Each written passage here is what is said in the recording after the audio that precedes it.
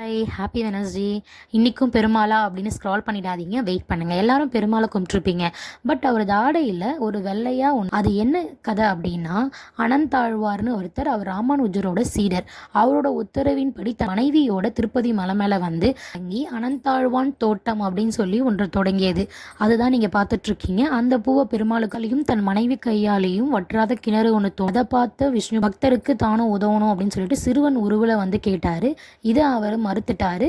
இவர் இல்லாத நேரத்தில் கர்ப்பிணி பெண்ணான மனைவி கிட்ட வந்து கேட்க, அதை அவர் பார்த்துட்டு அந்த கையில் இருக்க மண்வெட்டியால் அவரை வந்து தாக்கிட்டாரு.